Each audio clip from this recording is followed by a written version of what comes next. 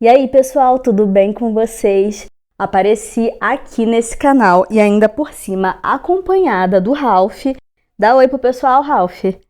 Gente, eu postei lá na aba comunidade quando eu resgatei ele. Ele tinha sido atropelado, tava todo leprento.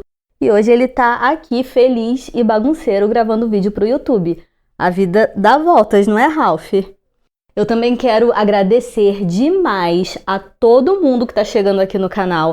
Aqui eu conto histórias sem final feliz. E a história de hoje é uma delas. É uma história realmente que sequer tem um final. É um caso não resolvido, um caso indignante que, se você ainda não conhece, eu tenho certeza que você vai dar um Google por aí para confirmar se o que eu tô falando é verdade, e infelizmente é. Esse é o caso da família Dardin. Inclusive, as autoridades não deixaram a mídia publicar os detalhes desse caso na TV por ser muito chocante para a época. Mas antes de adentrar aqui nessa história, eu já te peço para se inscrever se você gosta de casos criminais, histórias de mistério. Vai deixando um joinha e ativando o sininho das notificações, que sempre que sair um vídeo novo, você será avisado. Então é isso, bora começar a história de hoje. A família Dardin era composta por Russell Dardin, o pai de 29 anos, sua esposa Ruby Elaine Dardin, de 30 anos, e o filho de 2 anos deles, o Peter. Russell comprou um trailer em 1986 e alugou um terreno com um casal de agricultores para ver se ele economizava uma graninha para comprar uma casa, porque alugar um terreno era mais barato que morar em uma casa, e eles iam morar em um trailer e ia economizar muito dinheiro. E Russell estava fazendo uma transição de carreira. Ele tinha finalizado um treinamento para trabalhar como operador de estação de tratamento e seria perfeito ganhar mais dinheiro e ter pouco custo com moradia. Assim sobraria dinheiro para economizar e comprar a tão sonhada casa da família.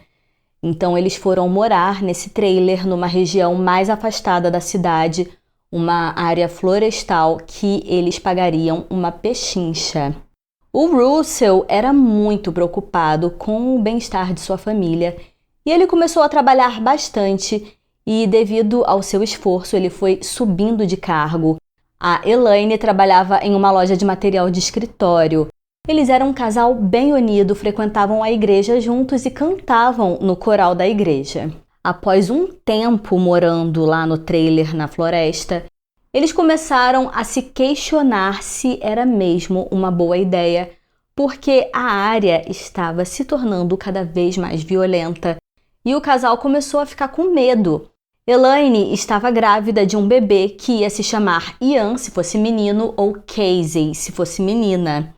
Nos 2 anos em que eles moraram no trailer, houve 15 homicídios no condado e Elaine e Russell consideravam se mudar para um lugar melhor. A família estava crescendo e precisavam de um ambiente seguro. Eles colocaram o trailer à venda, mas, enquanto isso, eles não tinham para onde ir. As coisas foram ficando complicadas porque, frequentemente, eles recebiam batidas na porta no meio da noite e, quando iam ver, era um jovem pedindo para entrar, para usar o telefone, e isso estava deixando eles apavorados e, claro, que eles se recusavam a deixar esse estranho entrar. Em 18 de novembro de 1987, Russell, que era muito responsável com seu emprego, não apareceu para trabalhar e nem informou a ninguém que ia faltar. A empresa fez vários telefonemas para sua casa e nenhum deles foi atendido durante todo o dia. O supervisor de Russell já estava preocupado e ligou para os pais dele, mas eles não sabiam de nada e, como ficaram preocupados, eles ligaram para o escritório do xerife, que concordou em ir até o trailer para saber o que havia acontecido com a família. Mas quando esse xerife chegou na casa, Ele se deparou com uma cena horrível. Era uma cena que o marcaria pelo resto de sua vida. Os corpos de Elaine, seu filho de 2 anos, Peter, e seu bebê recém-nascido estavam todos deitados em uma cama de solteiro, lado a lado. Elaine e Peter tinham sido amarrados e amordaçados com fita adesiva. Ambos tinham sido espancados severamente. Elaine, que estava grávida, entrou em trabalho de parto com um susto e toda aquela situação estressante e também pelas agressões que ela estava sofrendo. Ela deu à luz uma menina enquanto estava sendo morta. Mas o agressor não teve piedade nem do recém-nascido e espancou o bebê com um taco de beisebol que havia sido dado de presente de aniversário para o filho do casal no início daquele ano. Elaine sofreu um golpe tão forte na cabeça que fraturou o crânio e seu filho Peter, de 2 anos, também teve o crânio fraturado. Os 3 estavam mortos, mas Russell, o pai, estava desaparecido e não haviam pistas de onde ele poderia ter ido. Os investigadores então concluíram que Russell havia matado sua própria família e fugido.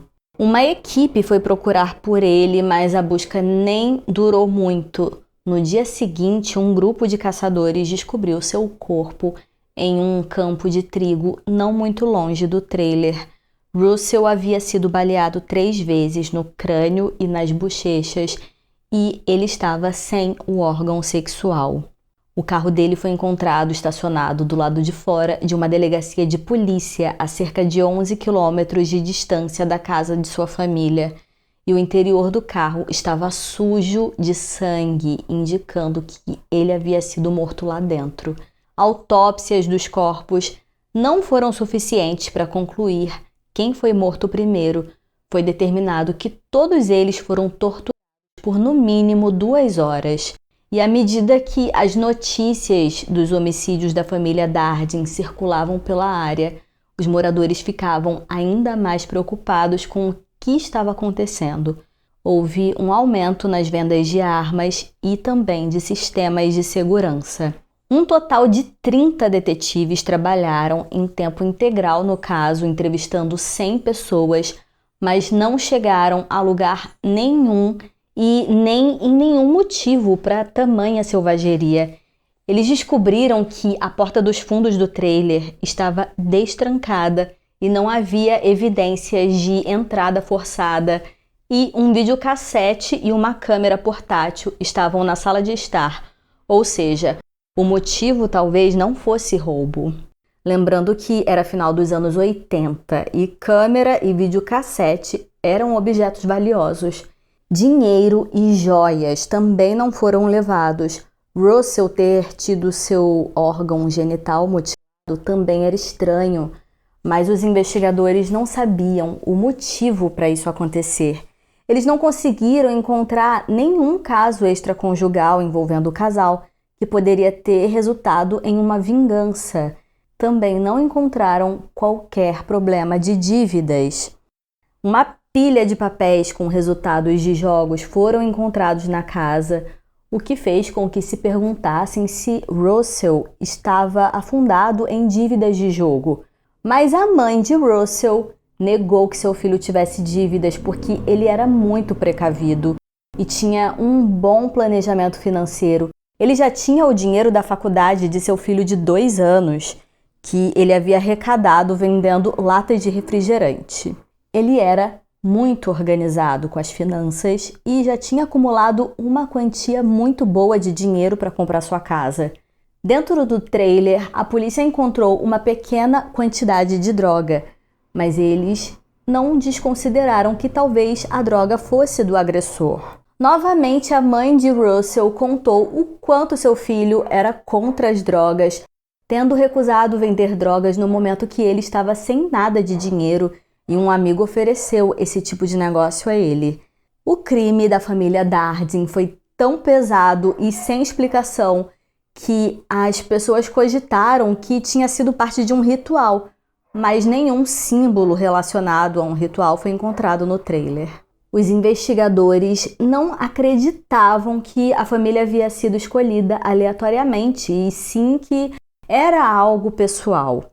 Com o passar do tempo, o caso ficou cada vez mais frio e a mãe de Russell fez de tudo para que as autoridades não esquecessem dessa investigação. Ela reuniu mais de 3.000 assinaturas em uma tentativa de conseguir que o programa da Oprah Winfrey transmitisse uma matéria sobre o caso, porque esse era, e é até hoje, o programa de maior visibilidade na América. Mas os produtores se recusaram, dizendo que era pesado demais para passar na televisão. Nenhuma pista surgiu. Até que em 2000, o serial killer Tommy Lynn Sells foi preso sob a acusação de matar 2 adolescentes no Texas e, após a prisão, Tommy alegou que ele havia realizado 70 assassinatos não resolvidos, que incluía o da família Darding.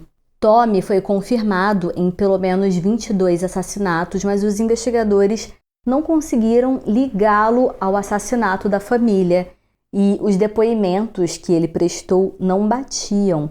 Ele alegou em 2010 que conheceu Russell em uma parada de caminhões e, enquanto contava a história novamente, ele disse que o conheceu em um salão de bilhar. Ele disse que Russell o convidou para jantar em sua casa, mas a mãe de Russell descartou que isso tenha acontecido porque seu filho era muito reservado e não convidaria alguém que mal conhecia para ir à sua casa. A cada entrevista, Tommy era considerado menos confiável e quando perguntaram a ele como o corpo de Elaine estava posicionado, ele errou na resposta e ficava chutando as respostas. Em 2010, ele disse numa entrevista: "Eu sei que as pessoas têm suas dúvidas. Eles dizem que não existe nenhuma evidência física me ligando à família Darding, mas não havia evidência mesmo porque eu fui muito cauteloso." Tommy foi condenado à morte em 2014 por outros crimes e ninguém nunca foi acusado no caso da família Darding. Nunca saberemos se foi Tommy Sells mesmo ou se ele estava tentando evitar a pena de morte, confessando crimes que não havia cometido. Há uma razão pela qual esse caso está sem solução há mais de 3 décadas.